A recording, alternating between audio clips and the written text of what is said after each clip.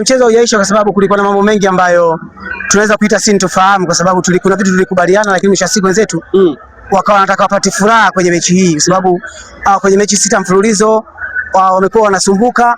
Sasa leo hii walikuwa wanataka watengeneze furaha ili angalau matatizo yao kidogo waweze kuyarekebisha.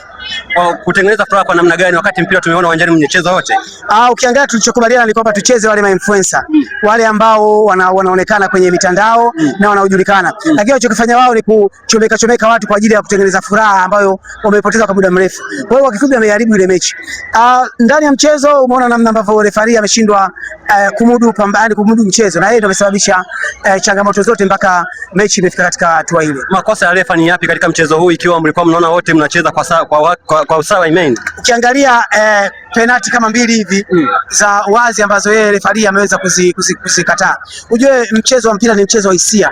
Umeelewa? Hatukupanga hii mechi ishie hapa, wala hatuja plan hivyo. Tulitamani tucheze mechi kwa amani na usalama, lakini mwisho wa siku refarii ameshindwa kumudu mchezo kiasi kwamba watu wamepata tempa, mwisho wa siku mechi imeshindwa kumalizika. Lakini kama kweli tungecheza sisi influencer, maana mechi ingekuwa balance vizuri. Kwa mfano pale umuoni pale mzee wa Saluti, umuoni Kisugu, umuoni mtu kama mchungaji wa Simba, umuoni mzee Mwenda, au ndio influencer ambao tunaona sisi wanazungumza kwenye mitandao. Unawaona watu ambao hawafahamiki. Kwa hiyo kwa kifupi mpira mchezo umeharibika.